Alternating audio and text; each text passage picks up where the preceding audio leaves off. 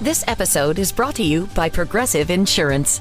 You chose to hit play on this podcast today. Smart choice. Progressive loves to help people make smart choices. That's why they offer a tool called Auto Quote Explorer that allows you to compare your Progressive car insurance quote with rates from other companies. So you save time on the research and can enjoy savings when you choose the best rate for you. Give it a try after this episode at progressive.com. Progressive Casualty Insurance Company and Affiliates. Not available in all states or situations. Prices vary based on how you buy.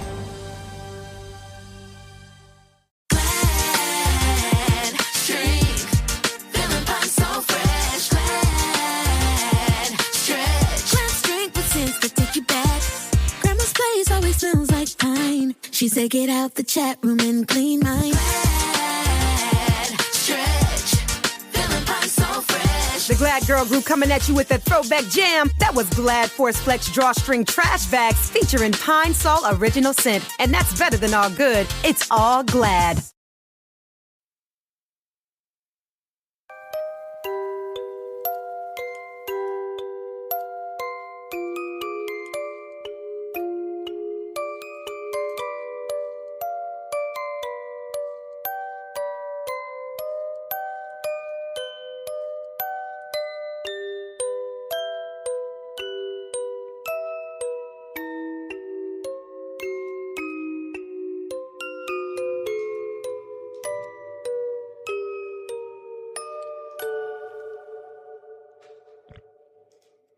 Welcome to another episode of Fringe Beyond Limits.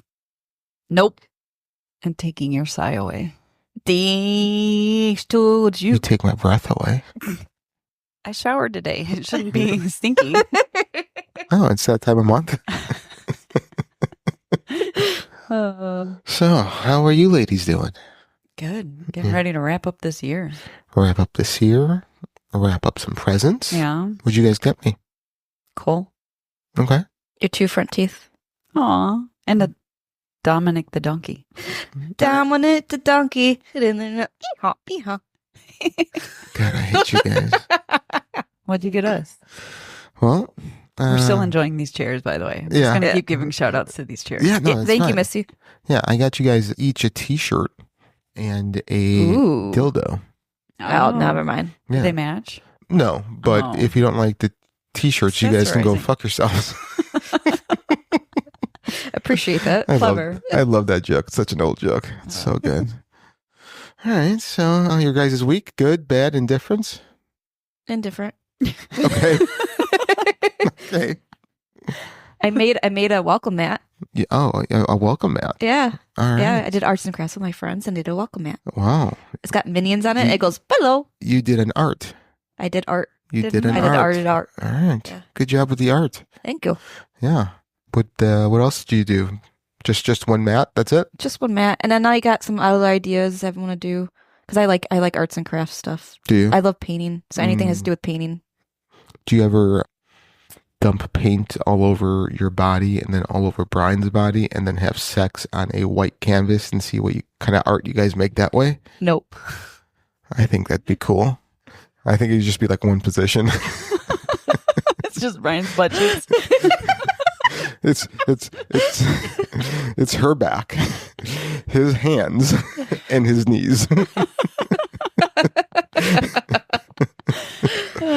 So each body part should do different colors, so at least there's more color in there then. That would be fun. Yeah, instead of one color. So what color would his privates be? Do neon pink. All right, so we will not see neon pink on the canvas at all. On the canvas. All right. Well, that's that's something that you guys can experiment with. Yeah. Yeah. That's an idea. Next time I go over, there's like this big painting. I'm like, oh, I know what that is. Well, it's gonna be like a late Christmas present for you. Yeah, that's fine. Oh, technically, since we're having our family holiday later on, it will be your Christmas present then. Yeah. Oh, and I think we're hosting too. Yeah. Yeah. Shit. So That's what your wrapping paper is going to be wrapped in. It's going to be, hot pink smears all over. Oh, I can't wait. Bunch of mushrooms stamped, like little shiitake mushrooms, you know. Just little one. Yeah. Little button mushroom. Yeah, that's fine. All right. I love this. It's the season of giving. Hey, we might be onto something as far as like wrapping paper, though. Yeah. Like do a canvas painting and then wrap it up and down. Just get like butcher paper. And, Yeah. Oh, yeah. People do that. Yeah. Yeah. Paint it. Paint it. Like I would just give everyone a stamp of my ass cheeks. I would just go, sitting on each one at a time. I want to know what your neighbors think when you're just out in the backyard. Just ass stamping. You look at like, hi, how you doing? Just over here, ass stamping. Yeah. Hey, this one's for you. Like, it'd be a good Halloween prank is like go and ass stamp people's doors. Yeah. That'd be fun. Yeah, there you go. And you just put a little green stem on it. It'll look like a pumpkin. Yeah, isn't that what they did in the Bible when the angel of death would pass over the doors in Egypt? Yeah, I think so. Yeah, just ass stamps. Yeah, little butt pumpkins. Yeah, right. All right. I'm happy we did a teach. We did a teach. We did a teach, and I hope you guys learned something today. What about you, Miss Lynette? Fun, exciting? No. Okay. I wish I had something more eventful. Yeah, no, me neither. I don't have anything. No things, no stuff. That's sad. Yeah. I did put up my Christmas tree this year. You haven't put it up in like 2 or 3 years. Wow. Grinching it out? Well, we've also like done a lot of traveling and stuff. Yeah. Okay. So it's like, why put it up and then not be home to enjoy it? Right. And then as soon as you come home, you got to take it all down. Yeah. It's a lot of work. It is. But it's also Scroogey, so I get it. It is. Halloween. Blocking all the kids. Stealing all the Christmas lights for Christmas. Do you like just barricade like your front door? Oh yeah, for Halloween. You should just like booby trap it. Yeah. That'd be awesome. Disable the doorbell. I put a sheet because we installed a front door that has a window or glass in it. So Right. I put a sheet over the front door. You should have one of those doorbells that like when they zap themselves when they try to hit there it. you go. Yeah. Yeah. So then I warn all the other kids, don't hit the doorbell because you zap yourself.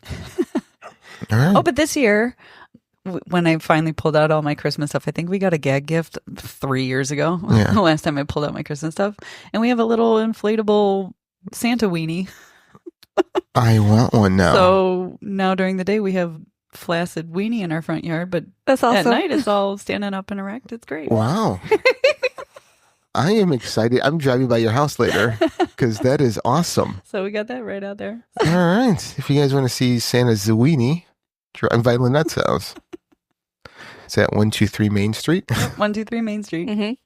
in Maine, Illinois. Weenie Whacker Way. Weenie Whacker Way. I like it. All right. So, all right. Yeah, I got nothing. No. We'll have to get you a flaccid weenie for your front yard. I already have one of those. I don't need more that than the one. HOA will call you on. Yeah. This is true. Just like hang my weenie at the window. Yeah. No one would see it. Yeah. You'd have to get really close. Microscope. Yeah. It's okay. So, all right. Things that keep you up at night. Yeah. As we wrap up the year. Yep. All right. I have a long one. So, do you guys want me to go first or last? Go ahead. Okay. So, mine is more something I found that was interesting. So, this is the philosophy of Charles Schulz. Do you guys know who that is? It sounds familiar. Nope. I don't know. Yeah. He's the creator of the Peanuts comic strip. Okay. Schulz. Yeah. So, Shoals. Schulz. Yeah. Isn't there a T in there? No, a CHULZ. Oh, I thought there was a T. Okay. No, it's Anyway, okay. carry Yeah. on, my friend. Yeah, so I'm just going to read this straight through. There are questions in it. You guys can do that on your own later. But so here we go. Name the 5 wealthiest people in the world. Name the last 5 Heisman Trophy winners. Name the last 5 winners of the Miss America pageant. Name 10 people who have won the Nobel or Pulitzer Prize. Name the last half dozen Academy Award winners for Best Actor and Actress. Name the last decade's worth of World Series winners. How did you do? The point is, none of us remember the headliners of yesterday. There are no second-rate achievers. They are the best in their fields, but the applause dies. Awards tarnish. Achievements are forgotten. Accolades and certificates are buried with their owners. Here's another quiz. Let's see how you do on this one. Okay. List a few teachers who aided your journey through school. Name 3 friends who have helped you through a difficult time. Name 5 people who have taught you something worthwhile. Think of a few people who have made you feel appreciated and special. Think of 5 people you enjoy spending time with. Is that easier? Yep. Oh, yeah. So the lesson is, the people who make a difference in your life are not the ones with the most credentials, the most money, or the most awards. They simply are the ones who care the most. So, Interesting. yeah, so being, holiday season, reflection, giving thanks. Just nice to remember that, people that we focus on, in entertainment and sports that take, I think, and speaking from experience, take more time out of our lives. 100%. Yeah. And are the least important people that we won't remember tomorrow. But the people in our lives that aid us, that support us, that love us, we spend the least amount of time with. And maybe we should start changing that a little bit. Agreed. So, yeah. So that's what kept me up at night this holiday season. Any shout outs to anybody who made one of those list items for you? Oh, no. That you want to thank? No. Oh. No, I hate them all. No. Yeah. The people on your list that Yeah. made a difference in your life. You hate Yeah, them no, all? yeah, Oh. no one's made a difference in my life. Okay. Yeah. Got it. Yeah. So, Okay. Not even your dogs? no, they are such a burden on my money. Well, they've made a difference on your wallet. Yeah, they have a negative difference. I would, but I am extremely blessed, and there are way too many people to mention. I mean, the people I went to school with that I'm still friends with, and family members, every single family member, you guys, my friends in Indiana. So I mean, there's just I'm very blessed. So there's just way too many people to mention, but I am thankful and need to change not seeing them as often as I would like. Sounds like a New Year's resolution. I don't believe in resolutions. No, it's not that. It's just resolutions, are always fail. I don't want to say it's a resolution. I just want to say it's a lifestyle change. Yeah. Yeah. I think so. So I like it. yeah. So all right. Who's next? Sure, I can go. Mine's not as deep. Well, it's usually the man's job to go deep. So Yeah, well, Yeah. that's usually your shortcoming. 100%. So I was on a social media app or whatever, I don't know, trying to kill some time before, the things that take away from my life, before Yeah. instead of spending time with the people that mean something. And I saw a comment on one of the videos that I was watching, and it kind of messed with my brain a little bit. So this year there was such a huge push for AI. Like it's been at the forefront of every conversation whether it's the news, investment, social media, whatever, AI is all people talk about. Well, somebody made a comment in one of these videos that I was watching, and it was regarding, so the government or Congress or whatever is talking about releasing more information on UAPs and USOs and things of that nature. And this person basically said, isn't it interesting or coincidental, whether you want to call it that or not, that AI is so front and center that now when they release information, we wouldn't know whether it's real or not. Right. Because they've kind of got ahead of the story to either quell people's fear or reaction to it, or get more disinformation out there, or I don't know. It's just the timing of it was really that is interesting. So I'm not sure if you guys remember this, but the week before Thanksgiving, Congress had a hearing where they had more people coming out and saying, yeah, we have bodies. Yeah, we have aircraft that we're trying to reverse engineer. And guess what? Nobody did anything. Nobody fucking cares. Nobody cares. I mean, we have evidence that there are aliens, whether they're interdimensional or from outer space. I don't know, but they are aliens. Yeah. So what the fuck is everyone else doing in the world? Right. Themselves. We're so, again, kind of going back to your thought is that we're so wrapped up in, the Diddy story or the presidential race or the, Right. whatever's making headlines. Yes. That this was just a blip on the news. Yeah. Nobody is reacting. It's like, we've been through enough shit. We've been through COVID. We've been through, 20 years ago, headline news forever. Yeah. We're so distracted now that aliens? Yeah, fuck it. I don't care. Yeah. I don't Yeah. know. No, Those, fuck. that's old news. Yeah, no. I don't care. Yeah. I mean, it's Right? amazing. Yeah. Like people were called crazy. Me when I grew up in the 80s and 90s, if you thought UFOs were real and abducting people. Yeah. We have evidence that they're real. Right. And fuck it. Well, whatever. You know what? It's like now the truth's out. No, I don't care. Yeah. Did you see that Ryan Seacrest is the new host of Wheel of Fortune? Let's do that instead. Oh, aliens? Boring. I mean, That's wild. oh God. And also, where are all those apologies for calling everyone psychos Right. and crazies Right. and bumpkins? Right. Mm-hmm. No apology. Like I am not you guys know I'm not a conspiracy theorist. I like listening to them. I like reading them. They're entertaining to me. But like this is like kind of helping me confirm that, you know what, maybe every single conspiracy theory is true and it's going to come out to be true in 40 years. Yeah. I have a feeling there's going to be a lot of of pulling back the curtain on some of these things and validating some. I mean, JFK is coming. Those files are going to be released soon. Yeah. What's next? 9/11 was an inside job? Probably. I don't know. The moon landing was fake. Who Right, knows? The Earth is really flat. Right. Right. I don't know what to believe anymore. Who knows? That's why you question everything. Oh, Come up with your own belief. I don't Maybe know. that's the whole point. Maybe the puppet master just wants that. I don't know. I'm going to kick him in the balls. If I ever come face to face with a puppet, I'm kicking him in the balls. What if he's got none? What if he's a eunuch? Okay, well, I'm going to kick him in his slit. Crotchal reach. Yeah, I mean, I don't know. Whatever is, I'm in his sewn up spot. I don't know. I don't know what they call it, but yeah, I will. Okay, sorry about that. And now you will be up at night. I will be up. This is just all right. Bree, what do you got for me to go and rant on today? So, you know how people cover their laptop cameras for fear of like hackers and whatnot?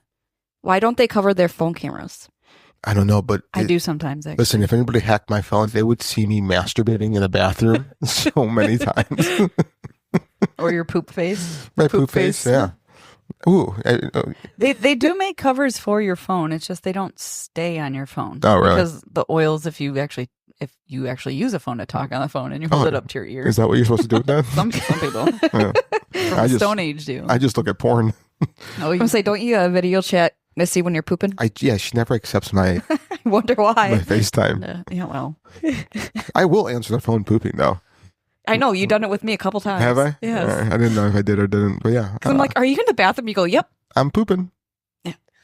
Well, like even so, sometimes I have to take work calls from my phone, or like I'm driving in between offices or something like that, Mhm. and I'm just so afraid that my camera is on, and I'm just they're looking up my nose in the car, So I will actually hold my hand over the camera while I'm driving with the other hand. You're gonna get in an accident. Then, isn't there a law that just came past that you can't use your phone when you're on conference calls? Well, it's Bluetoothed Yeah. to my car, but like I thought there was like some like law or something that I our don't- state passed that like when you can't take Teams calls or any type of conference calls when you're driving. Yeah, I don't think so. I thought so. I don't know. I could be wrong, but I don't think I so. mean, if you had to guess what state who did that, who do you think? Oh, it'd be fucking Illinois. Probably. Yeah. I mean, they do everything else that's Yeah, stupid. I mean, like to make dumb laws. Yeah, pretty much. Yep. Yeah. Land of the free. Mm-hmm. Not at all. So, all right. Sorry, it was new Illinois law bans video conferencing behind the wheel. See, it was Illinois. But Well, I wasn't still video. you cover here because you think No, it's video. Well, no, because somebody's sharing a spreadsheet. It's not that I'm like Yeah. reading a spreadsheet while I'm driving, Yeah. but like, Yeah. Yeah. The fact that like it's, I guess it's another one of those not deep thoughts, but thoughts that keep you up at night. It's like You know- every law reason why that's out there is because someone is an idiot that did that. right, coffee's gonna burn your face. Yeah. No, we're such a nanny state. Oh yeah, It's not even funny. Not even our state, like in general. No, yeah, I mean, Yeah. no, but by state, I just mean state as a broader sense. As the country is a nanny state. You know, we're all so reactive and never proactive. 100%. So, Yeah. I don't know, it's just stupid. All right. Well, that was great. Thanks, guys. You're welcome. Today, happy holidays. Happy holidays. Merry Christmas. Happy Kwanzaa. Happy Hanukkah. Happy Hanukkah. Happy Kwanzaa. Is there any other ones? Happy any other holidays out there Yeah, that we didn't missed out. Yeah, I don't know. I don't know if there's any. We should learn about other holidays.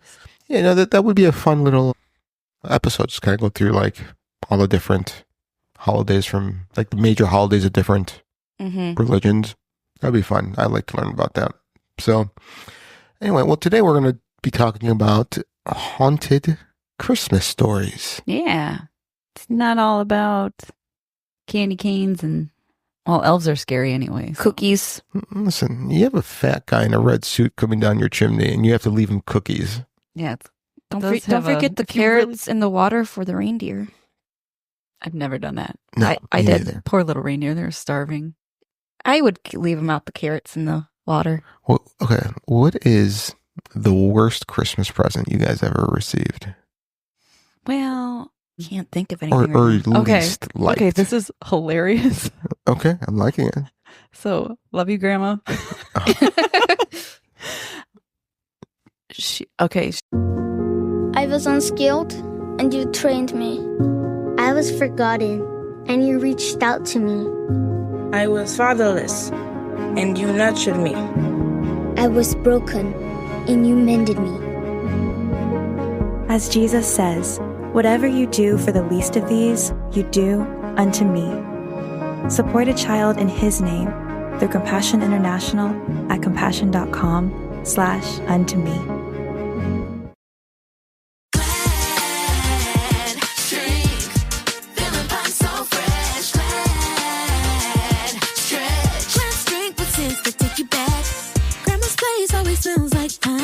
She said, get out the chat room and clean mine. Stretch, feeling fine, so fresh. The Glad Girl Group coming at you with that throwback jam. That was Glad Force Flex Drawstring Trash Bags featuring Pine Sol Original Scent. And that's better than all good. It's all Glad.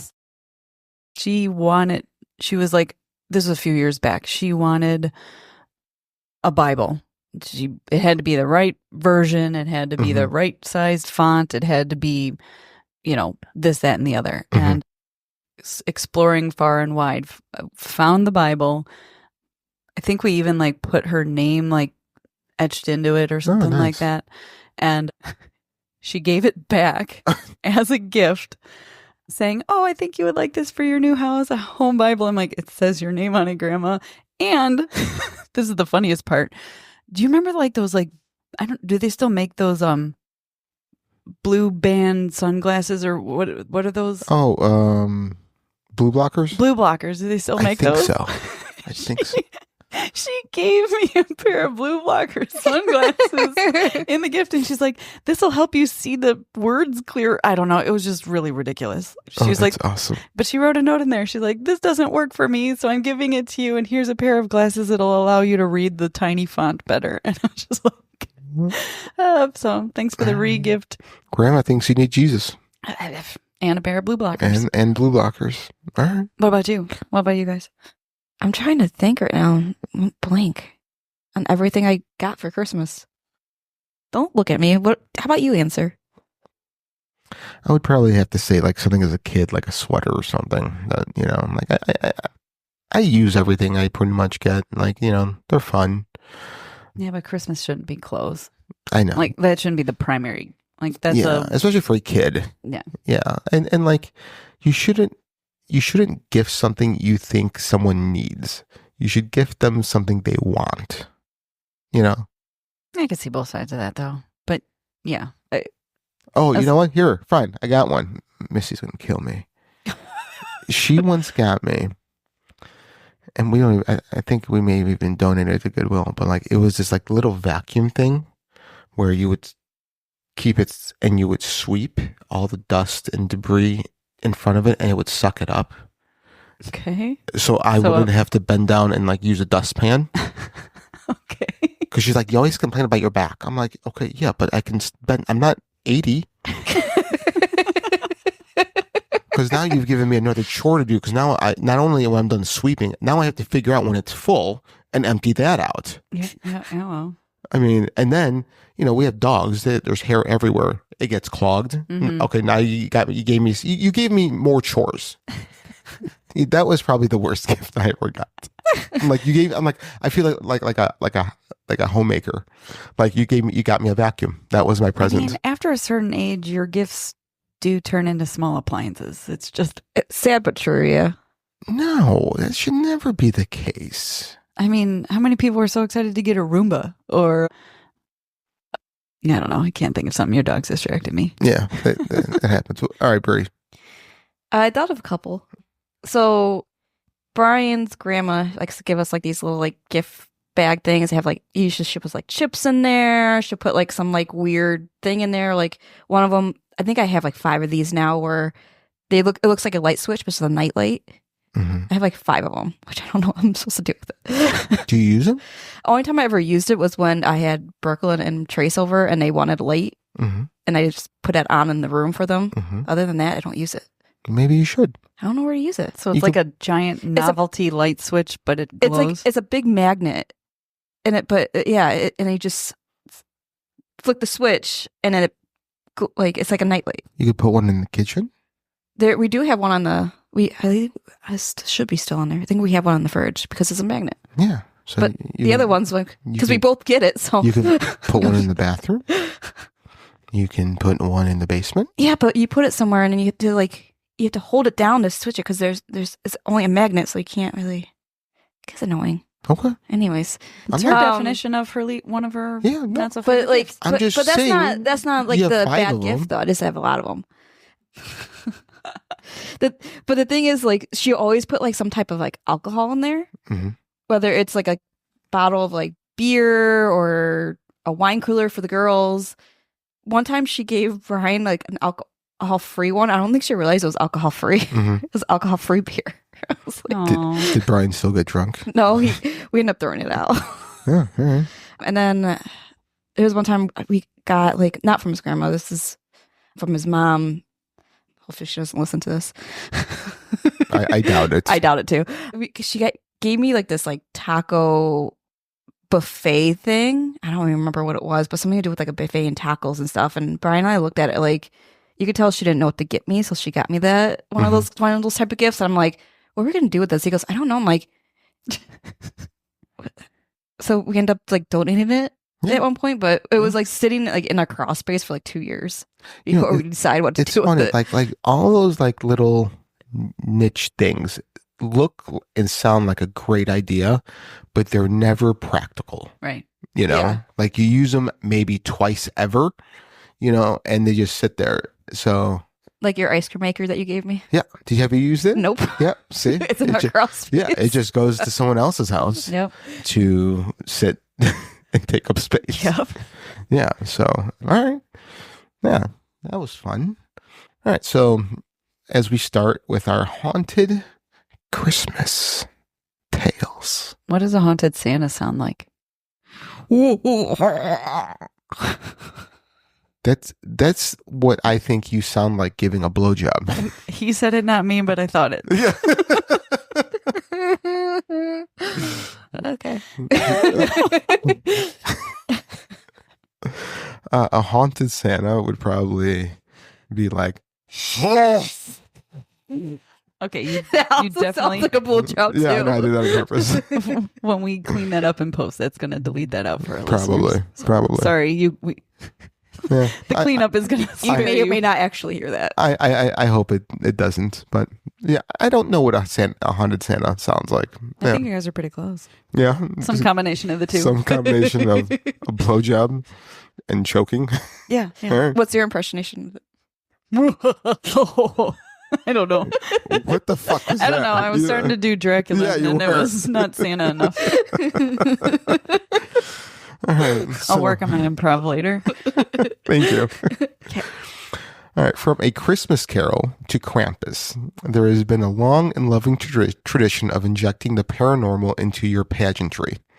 but there are some that have made an impression on us more than others, making them our go-to tales for everything terrifying. Some may be printed and others just whispered in front of the fireplace, but all of these stories have stayed spooky throughout the years and will likely continue to top the list of Yuletide ghost stories for many generations to come. So naughty or nice, be sure you're checking this ghost story list twice, because nothing will warm you up this winter better than a stocking stuffed with the supernatural. Whoa. I tried. I know, that was good. I said I'd try later. I know, thanks. The island of Alcatraz, off the coast of San Francisco, has a long and spooky history. In its earlier days, Native Americans allegedly used to banish miscreants to the island as punishment. They were there reportedly plagued by the local spirits. Alcatraz, of course, became a notorious federal prison in 1934, housing criminals such as Al Capone before it was shut down in 1963. Today, visitors to the island report hearing screams and clanging of metal doors and the sound of voices within the walls. One of the more famous tales associated with the island supposedly occurred in the 1940s, when Warden James Johnston held a Christmas Day party at his residence for the staff at the prison. The good cheer is said to have been brought to a swift halt when the fire suddenly blew out and a bone-chilling cold swept the room. Its presence colder than the Pacific waters surrounding them. The party gasped in horror as an apparition of a Victorian-dressed man sporting mutton-chop whiskers in a gray suit suddenly appeared. Then, as if burned away like the San Francisco fog dissipating in the early morning hours, the apparition disappeared. Needless to say, the atmosphere of the party had been ruined. The rattled guards were too scared to stay in their residence. The rest of the Christmas celebration was canceled, and the Warren was now a true believer in the paranormal. So who was this mysterious man? He could have been a number of people, as the island had seen its fair share of death during the Victorian times. But the way he was dressed implied a working-class man as opposed to a prisoner of war or a treasonous soldier. On January 21st, 1857, the Nevada Democrat reported that a man named Michael Mann drowned off Alcatraz's coast. He and two of his associates were heading from Alcatraz to North Beach in San Francisco.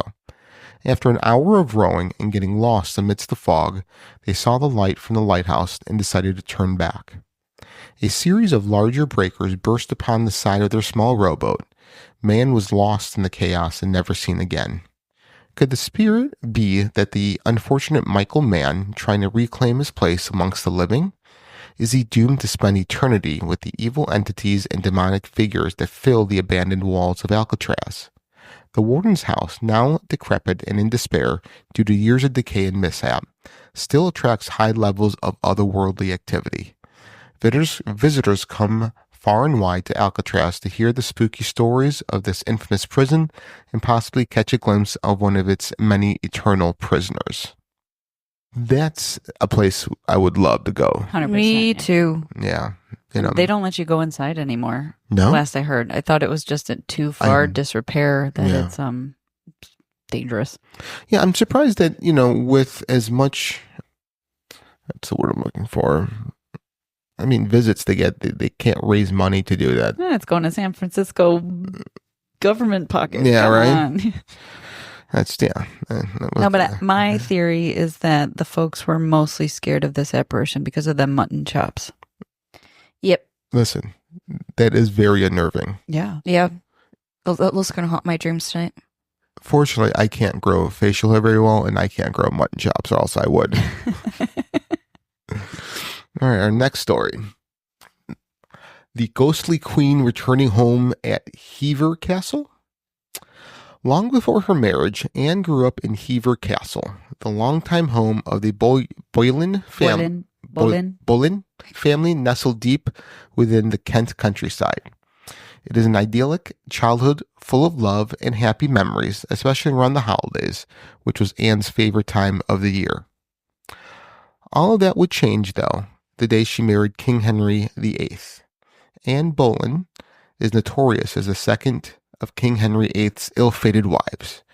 To marry Anne, Henry spent years seeking a divorce from his first wife, Catherine of Aragon, and went on to sever England's relationship with the Catholic Church in Rome, forever changing the course of British history. It should have been a sign in retrospect that becoming the wife of the king who basically invented second wives was maybe a bad idea, especially considering that his Royal Highness' mental health was, by then, declining as quickly as his cruelty was growing.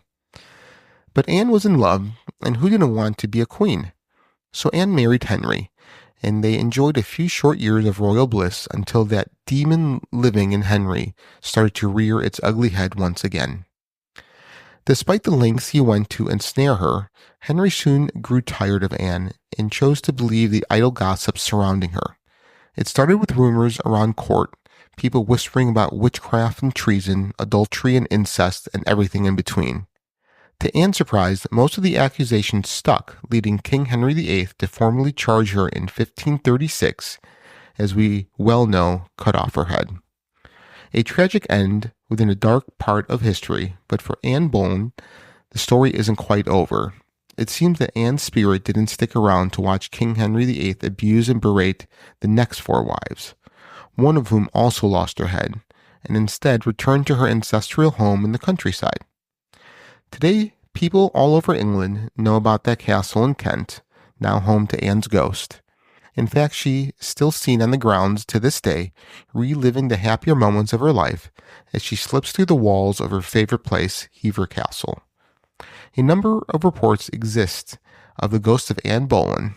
Some say that every Christmas Eve, the spectral figure of Anne Boleyn can be seen slowly gliding across the bridge over the river Eden toward her family home. So, what do you guys think? I want to visit the castle. I want to kick King Henry VIII in the nuts. Same. Yeah. He Ooh, was can we one. bring him back to life and do that? Yeah. And then cut off his head? Yeah, Like he does with this wife? Yeah, you go learn necromancy. Okay, I'll do it. And we could do that. And you'll build a gallows. Yep. I'm on it.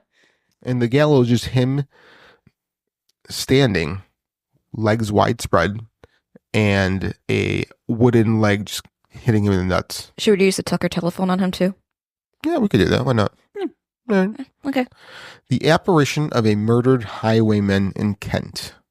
Another tale from Kent, England, is that of a murdered highwayman. One Christmas Eve near the close of the 18th century, a notorious highwayman named Gilbert is said to have stopped a coach and horses on the Hawkhurst Road in Marden, Kent. The coach contained a young lady and her father, and Gilbert ordered them out onto the road. Just as the girl stepped out, the horses bolted, taking the coach and her father with them. The young lady was left alone on the dark road with the highwayman, and as she looked into his face, she recognized him as the very same highwayman who had murdered her brother some years earlier. Horrified, she drew a hidden knife from her bag and stabbed Gilbert in the side, fleeing into the bushes. When the horses were calmed and the coach returned a little while later, the men discovered the bloodied body of the highwayman and buried him at the side of the road. When villagers found the woman in the forest the next day, she had gone completely mad. They avoided the spot on the road for many years, and it's said that every Christmas Eve, the bloody scene is silently replayed to all that pass through. So what is it about roads and murdered people? Why do you think that keeps spirits and stuff showing up? I mean, you hear about the prom queen who, got dumped or whatever. I don't know. So someone getting hit on the highway riding a bike or whatever, but Hitchhiker killer. yeah, all of that. Is it just because it was sudden and a shock, or is it real? Traumatic experience type thing that just...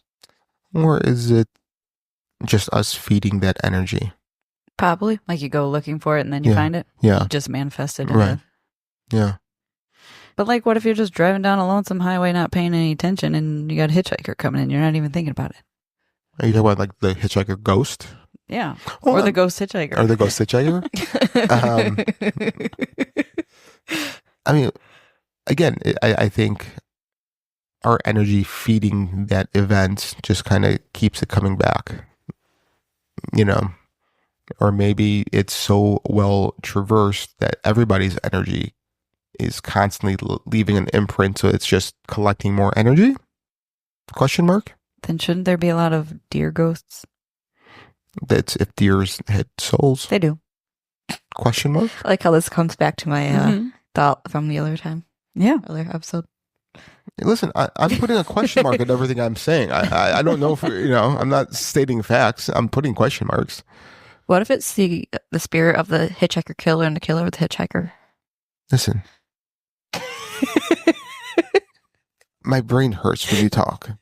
Hey, you're the one who brought it up. Yeah, but you saying it is weird. No. Yeah. No. Okay. You could say You just no. think it is, but no. No. Because you're just trying to find things to make fun of. No, not at all. Yep. No. So. Go on. All right. No. All right. The headless horseman at Ruse Hall. Is this similar to the headless horseman story? Maybe. Of, the famous headless horseman. Why did I just forget Sleepy the name Hollow. of Sleepy Hollow? Thank you. Yeah. Ruse Hall in Suffolk lays claim to being one of the most haunted houses in England.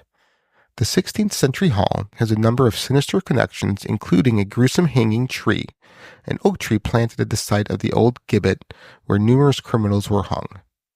Every Christmas Eve, a spectral carriage pulled by 2 headless horses is said to hurtle down the manor's driveway. At the helm sits a headless horseman, his figure shrouded in an eerie silence. The carriage, a phantom apparition, materializes out of the darkness and races towards the grand entrance at Ruse Hall. As it reaches the doorstep, it vanishes without a trace, leaving behind an air of mystery and dread. While the exact origins of this haunting spectacle remain shrouded in mystery, some believe it's tied to the dark history of the manor. Centuries ago, a gibbet, a gruesome form of public execution, once stood on the grounds where a towering oak tree now stands. It's whispered that the souls of those who met their untimely demise there may still linger seeking retribution on Christmas Eve. To make things even spookier, other paranormal activities have been reported at the manor. A woman dressed in white is often seen circling the large oak tree at the front of the property. Legend has it that she walks around the tree 6 times in an attempt to summon the devil. Some believe she may be a victim of the de Ruse family, who once owned the land and were known for their harsh justice. It is said that the devil's cloven hoof prints are imprinted on a wardrobe within the manor. This eerie detail adds to the sinister reputation of the house. One particular bedroom is said to be a hotspot for paranormal activity. Visitors have reported strange occurrences, such as objects moving on their own and feeling an overwhelming sense of dread. The oak tree on the grounds is believed to be haunted by the spirits of those who were hanged there centuries ago. Some say that the spirits of the hanged can still be felt lingering around the tree. But perhaps the most dramatic haunting is supposed to happen every Christmas Eve, when that headless horseman clatters down the driveway with his 4 black horses, pulling a phantom coach, terrifying anyone who witnesses him. So I had to look up a gibbet. Yeah, what? Yeah. So it's basically a metal contraption. Like if you were to stand up and put your arms next to your side and your feet together, it's a metal contraption that you get bound up in and then hung from. Like It's almost like a shape of the body. like a hangman's type of thing, but it's a metal cage essentially. You can't move. Okay. That's weird. Yeah. I don't know if that's what they use to like as torture to death or if that's what they do after you've been killed and it keeps you on display like a freaking bird feeder. Yeah. It's really gross. Okay. All right. So our next story. On that note. I mean, I'm just going to keep moving on. I mean, Merry Christmas again, everyone. The Crescent Hotel in Eureka Springs, Arkansas was built in 1886 and is rumored to harbor numerous ghosts who seem to be especially playful during the holidays. One particularly intriguing tale involves a grand Christmas tree that one year mysteriously moved from one end of the dining room to the other while the room was unoccupied. That would be fucking weird. Right? Yeah. Mm-hmm. Another year, all the menus in the dining room had been scattered around the room. Other visitors have reported seeing groups of ghostly dancers clad in Victorian-era clothing whirling around the deserted dance floor. The spirits of former guests and staff are believed to linger in the dining room, their presence felt by those who are open to the possibility of the paranormal. Some believe that the energy of these spirits is what causes the strange occurrences that take place within its walls. One of the most common experiences is the feeling of being watched or touched by an unseen presence. Many have described the feeling a cold draft or a sudden chill, even on the warmest of days. Some have even reported objects moving on their own, such as silverware shifting positions on the table or glasses mysteriously disappearing and reappearing. These inexplicable events add to the hotel's already eerie reputation. Well, I know where we're going to stay in I was Arkansas. going to say, I've never been to Arkansas before. Yeah, me neither. So, yeah. Add that to our list. Road trip. All right, so next story is Poland's Wawel Royal Castle. Castle was built on Wawel Hill in the 1500s. Within the hill lies a deep cave known as Smoksa Yama. Yama? I don't know. Dragon's Den. Legend has it that a great dragon once lived there, terrorizing the locals before Prince Krak bravely vanquished the dragon and brought peace to Poland.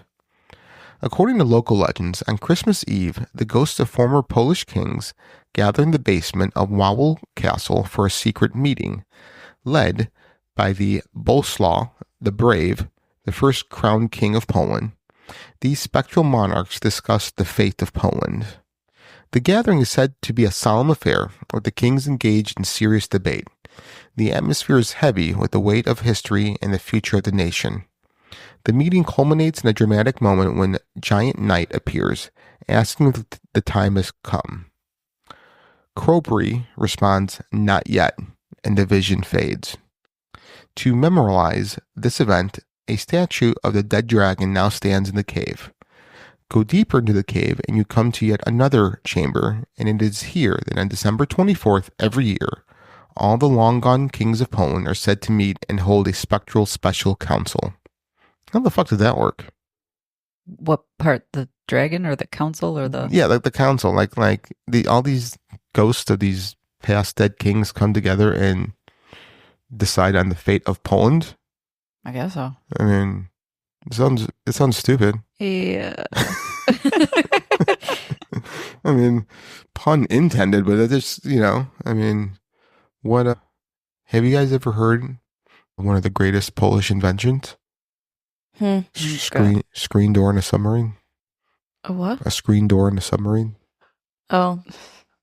I'm just joking. Hey, DC, did you know it's illegal to toss household batteries in the trash? That's right, batteries must be recycled. The good news? Call to Recycle makes it easy. As DC's official battery recycling program, we've got drop-off locations all across the city. Find one near you at calltorecycle.org/locator. That's calltorecycle.org/locator. Let's keep DC clean and green. 'Twas the nights before Christmas. Despite last-minute stress, few were delivering except Walmart Express. Stockings were hung by the fireplace with care, knowing in about an hour stuffers would soon be there. On to the road, Walmart Express delivery went. Chock full of wondrous things in the St. Nick of time sent. Let's go! Get express delivery in as fast as an hour, even on Christmas Eve. Orders must be placed by 4 p.m. local time on 12/24. Subject to availability. Fees and restrictions apply. Express delivery to y'all and to all a good night. Welcome to your Walmart. That's a bad joke. That was really bad. That was a bad joke. I totally thought you said in a summer rain. Yeah, and I was a screen door in a summer rain. Have you ever done a summer rain? Only purple rain. Purple rain. So our next story is about the mistletoe bride at Bramshill House. The grand halls of Bramshill House, a sprawling Jacobean mansion in Hampshire, England, echo with centuries of history, but within its magnificent walls lies a story, one whispered among the shadows, woven with love, terror, and an enduring mystery. The legend begins on a snowy Christmas Eve centuries ago. The halls of Bramshill were alive with celebration as the young Lord Lovell had just married his beautiful bride. She was radiant in her wedding gown, her dark eyes glittering with the promise of a lifetime of happiness. Mistletoe hung in every doorway, and the air was thick with the scent of pine and candle wax. As guests danced and feasted in the flickering glow of the firelight, the bride, filled with playful mischief, proposed a game. "Let us play hide-and-seek," she exclaimed, her laughter like the chiming of bells. The guests, merry with wine and the spirit of the season, agreed with delight. The bride slipped away first, her veil trailing behind her like a whisper of winter frost. She hurried through the walls, her laughter... Halls. What did I say? The walls. She hurried through the halls, sorry, her laughter echoing faintly. In her hand, she clutched a heavy key, having spotted the perfect hiding place, a large, ornately carved wooden chest tucked away in an upstairs room. She climbed inside, the scent of old cedar enveloping her, and carefully lowered the heavy lid, giggling to herself at her cleverness. Surely no one would find her there. The chest locked automatically as it closed, the key forgotten in her grasp. Unbeknownst to her, the chest was not only heavy, it was airtight.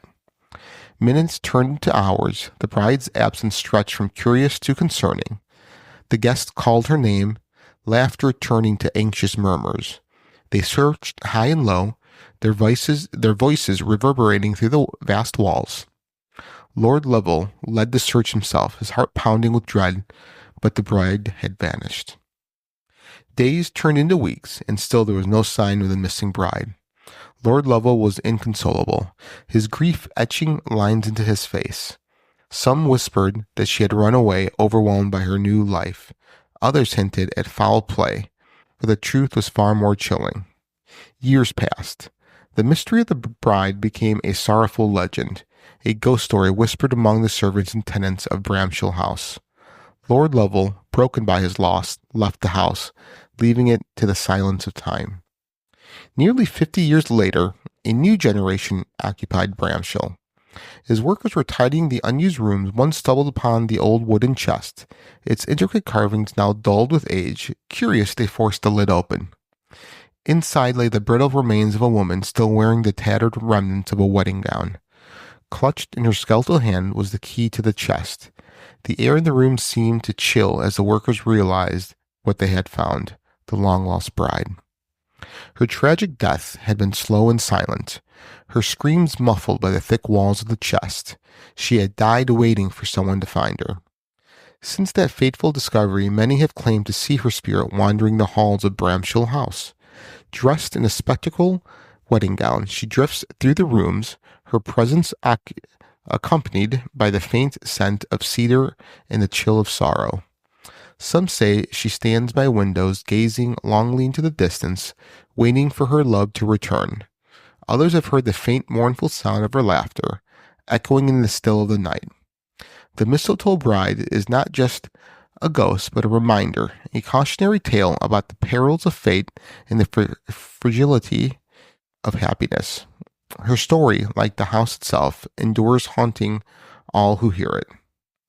To this day, Bramshill House carries the weight of the mistletoe bride's tragic story.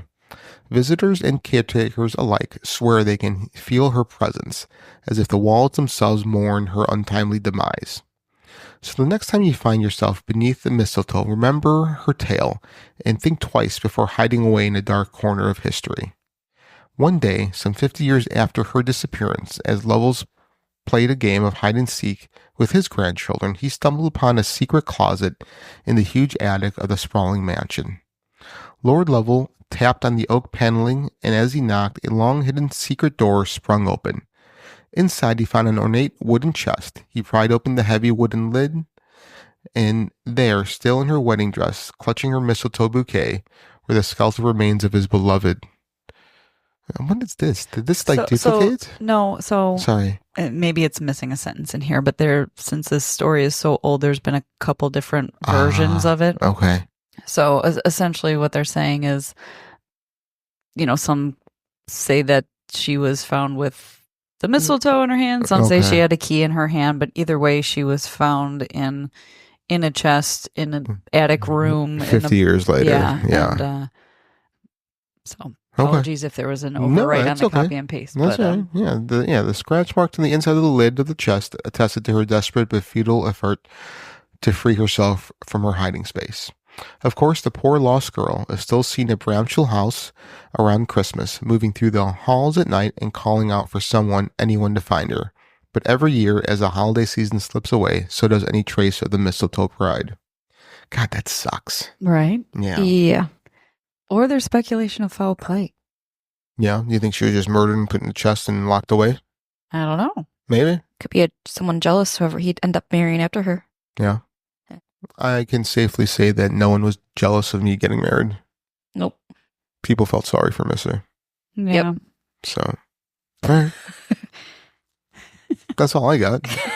All right. So those are just some historical legends, I suppose. Yeah, no, I like that. I like how a lot of ghost stories with women, they always end with like, now their ghost is there still waiting for the beloved. Yeah, it's because you guys are stupid. Like, it's always like the lighthouse one. Yeah. Yeah. Well, did those all happen to take place during Victorian times where women just needed a spouse to survive? Yeah. And make babies. And that was just the story. So those ghosts aren't going to do that anymore. Yeah, I mean, modern ghosts don't do that anymore. Yeah, no, I mean, in theory, that sounds fantastic, No, the women ghosts will now try to figure out ways to block the husband's spirit from coming to get them. No, but I mean, in theory, keeping women just for entertainment and procreation only sounds phenomenal. Oh, yeah? Yeah, but it's not good in practice. Yeah. Yeah. Nope. So, do you think the modern ghosts help out the Victorian ghosts? Like, hey, bitch, like, he ain't worth it. Hey, bitch. You know what he's doing right now? Yeah. Yeah. He's up in heaven, fucking everybody he sees. While you're down here, drifting away like the fucking fog. Yeah. What's wrong with you? Go be a succubus. Yeah. Go be a succubus. There's this guy, Frank, I know. All right. So we have another story. It's called The Christmas Church Spectre. In a quaint Irish village tucked away in the rolling countryside, the old stone church stood as a silent witness to centuries of history. St. Mary's Chapel was a beautiful yet austere, with its weathered stone walls, a steeple that pierced the sky, and arched windows that seemed to glow faintly at night. The church had long been abandoned, its congregation dwindling to nothing decades earlier. Now it sat in quiet isolation, surrounded by a graveyard blanketed with snow each winter. But to the villagers, St. Mary's was not entirely empty.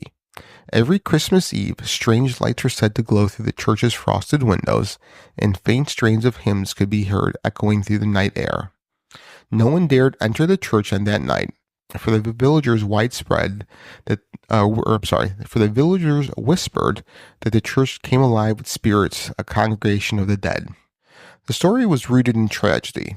Over 100 years ago, on a bitterly cold Christmas Eve, the church had hosted its final midnight mass.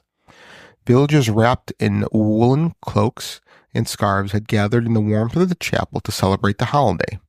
But as the service ended, a sudden snowstorm struck with such ferocity that the roads became impassable. Families who lived nearby made it home safely, but a group of parishioners from a neighboring hamlet never returned. Lost in the blizzard, they were found days later, their bodies frozen in the snow. The Mass was never held again, and St. Mary's doors were eventually closed for good. But the legend persisted. On Christmas Eve, the lost congregation would return, their spirits gathering in the chapel to complete the service they never finished. One year, a young man named Patrick decided to investigate the tale. Skeptical by nature, he dismissed the stories as superstitious nonsense. Ghosts don't sing carols, he said, with a laugh, but his curiosity got the better of him.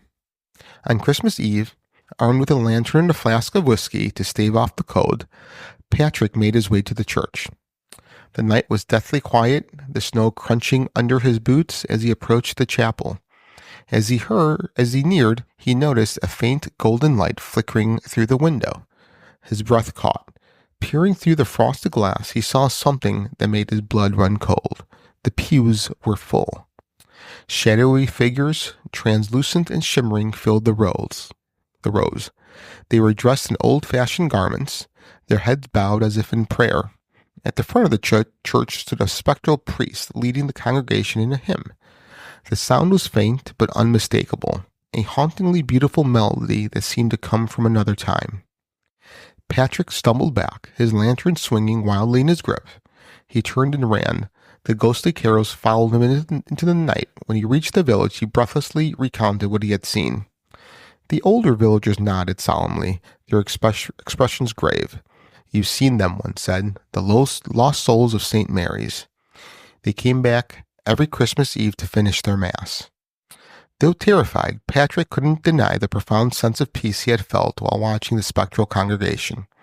From that night on, he joined the rest of the village in respecting the old tradition: leave the church to its ghostly visitors and let the spirits find their solace. I just think he got fucking drunk. Maybe. All that whiskey. You know?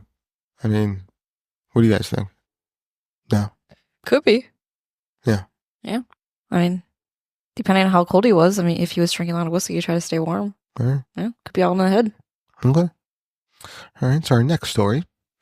In the winter of 1985, Sam, a writer looking for solitude, decided to spend Christmas alone in a remote mountain cabin. It was a picturesque retreat nestled in a forest blanketed with thick snow. The cabin was old but cozy, with wooden beams, a crackling fireplace, and the kind of silence only the wilderness could offer. Sam relished the idea of spending Christmas reading, writing, and reflecting by the fire, away from the pressures of city life. The first few days were idyllic. Sam decorated the cabin with simple garlands and a small tree he'd cut himself, enjoying the rustic charm of his surroundings. Snow piled high outside, and the only sounds were the occasional rustle of wind and the distant hoot of an owl. He felt utterly at peace. How did you get that? I have owls in my backyard. No, I mean, how did you get a recording from that night? Oh. That's impressive. Yeah. You know? Maybe I was Sam. Yeah, that's great. I mean, the kind of investigatory work we do is amazing. All right, I'm that was the win. Yeah, that's phenomenal. I can't believe how we just get all this audio. That's so crazy. The interweb's a beautiful thing.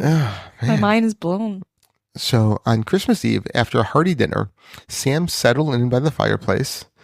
What the hell was that? It was him eating a hearty dinner. Him eating? Were you there? Like, did you go back? Do you have a time machine? That's amazing. I have a chronovisor. Yeah. Sam settled in by the fireplace with a cup of tea and a book. The flames cast dancing shadows on the walls, and he drifted into a comfortable drowsiness. At some point, he nodded off, his book slipping from his hands. Suddenly, Sam woke with a start. The room was icy cold, as though the fire had gone out, but when he looked, the flames were still burning brightly. Confused, he sat up and glanced around. That's when he saw it. A faint, translucent figure standing at the foot of his bed. It was a man, dressed in tattered clothing, his face pale and eyes wide with urgency. Sam froze, his heart pounding in his chest. The figure didn't speak, but raised an arm and pointed toward the fireplace. For a moment, Sam stared, unsure of what to do. Then, as quickly as it had appeared, the figure faded into nothingness. The warmth of the room returned as though nothing had happened. Shaken, Sam got out of bed and cautiously approached the fireplace. At first glance, everything seemed normal. Then his eyes caught something. One of the logs had shifted, its edge precariously close to rolling out of the grate. It was smoldering, sending faint tendrils of smoke into the room. If it had fallen out, it would have set the rug on fire and the entire cabin. Sam quickly adjusted the logs and ensured the fire was safely contained. His hands trembled as he returned to bed, unable to shake the image of the spectral figure. Who had it been? Why had it appeared to warn him? The next day, Sam told the cabin's owner about the incident when they called to check on him. The owner was silent for a moment before replying. "That sounds like old Henry," they said. He built that cabin decades ago and lived here until he died in a fire, right by that same fireplace. The story sent chills down Sam's spine. He stayed for the remainder of his trip, but he was careful to watch the fire closely. Though unnerved, he felt a deep gratitude for the ghostly warning. Perhaps he thought Henry was still watching over his cabin, determined to prevent anyone from meeting the same fate. Interesting. Yeah, this is the first time we actually got real audio from a haunting. I know, it's crazy, right? Yeah. From way back in 1985. Yeah, I mean... That's very clear Were you guys audio even from born that. then? Nope. Yeah. Were you? Yeah. I was a year old. Oh. And you got that, you knew how to use a recorder. How were you able to fumble the tape into... I was a pretty brilliant child. Were you? Yeah. What happened? Yeah. Ass. I just got better. You go, oh, all right. All right, well, that ends our Christmas ghost stories. Spooky ho-ho. What'd you guys think of those? Some of them I'd never heard of. Yeah. I've heard the Alcatraz one before. Yeah. I haven't heard of some of the other ones. No, me neither. Now it's going to make me wonder when Christmas Eve comes and Christmas Day comes, any of these happening. Yeah, I really like the headless horseman one. That was cool. Yeah. That was interesting. Yeah. So, yeah. Any parting words? Nope. Bree is so full of words. I know. I have a lot of words, yeah. Frank biting your tongue. It's Christmas. Yeah, yeah. Trying to be nice. Think about the people who you remember in your life. Yeah. And those you wish to forget. Hey, remember, you married Missy. That means you got to deal with me. Yeah, that's you're one of the reasons why I'm... So I get to see you on Christmas. You're one of the reasons why I'm talking to a divorce lawyer. Frank's going to be like, hey, let's play Christmas hide and go seek. Yeah. Here's a chest over here. Yeah. So, she who will not be named, I am getting... I think probably like a dildo for her for Christmas. That's hilarious. Oh, You should do the wrapping gift thing for with your mushrooms. The ass stamp. The ass stamp. Yeah. Mushroom stamp. I thought you already got her a dildo. I got her a butt plug. Yeah. Okay. Yeah. There's also some Why don't you get her a dental dam? Oh, that's a good idea. Oh. Oh, should I get him a penis pump? Oh God. Oh. Or one of those that suction cup to the walls. And then when you go over to the house and you see paint marks. Oh, I don't go over to the house. Well, I don't know. Yeah, I know. I'm just saying we don't go there. Yeah. Oh. Sorry, Bree. These are ideas. No, this happens every year. Yeah. All right. No, I can't wait for her to open that gift. So, all right. Well, everyone, we wish you a Merry Christmas. And Happy Holidays. We got one more? Yeah, we got one more. One more before the end of the year and end of season 1. Yeah. Yeah. It's been a fun one. It has been a lot of fun. And yeah. Stay warm, stay safe, eat cookies. Stay spooky and join us in 2025 for some more exciting episodes. Yeah, and if you have any episode suggestions, throw them our way. Send them out. If you have any stories of your own that you want us to publish one day, we can do that. Yeah. We'll give you credit. Yeah. So let us know. Talk to us. Lynette misses you. Big time, Odell. All right. So thank you for listening. My name is Frank. My name is Bree. And this is Lynette. And you've been listening to Fringe Beyond Limits.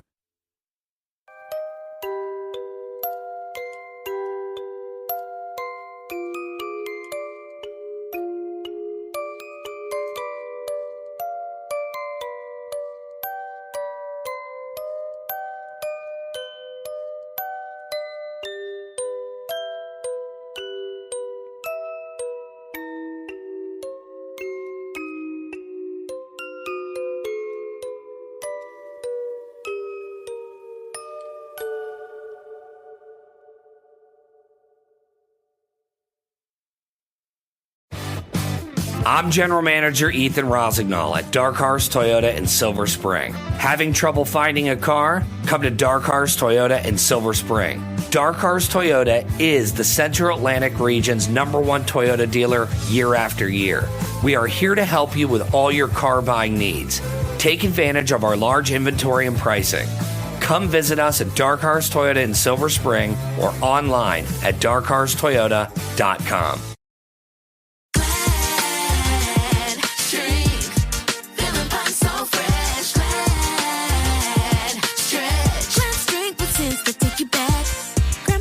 Always smells like pine. She said, get out the chat room and clean mine.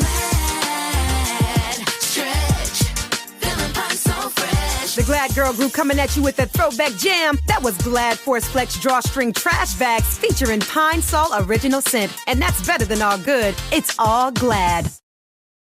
Hey, DC, did you know it's illegal to toss household batteries in the trash? That's right, batteries must be recycled. The good news? Call to Recycle makes it easy. As DC's official battery recycling program, we've got drop-off locations all across the city. Find one near you at calltorecycle.org/locator. That's calltorecycle.org/locator. Let's keep DC clean and green. 'Twas the nights before Christmas. Despite last-minute stress, few were delivering except Walmart Express. Stockings were hung by the fire with care, knowing in about an hour stuffers would soon be there. On to the road, Walmart Express delivery went. Chock full of wondrous things in the St. Nick of time sent. Let's go! Get express delivery in as fast as an hour, even on Christmas Eve. Orders must be placed by 4 p.m. local time on 12/24. Subject to availability. Fees and restrictions apply. Express delivery to y'all and to all a good night. Welcome to your Walmart. No matter what branch you serve, military roots run deep. At American Military University, we recognize the sacrifices of service members and their loved ones. That's why we extend our military tuition savings to your family tree. Parents, spouses, legal partners, siblings, and dependents all qualify for our preferred military rate of just $250 per credit hour. American Military University. Savings for the whole family. Learn more at amu.apus.edu/military.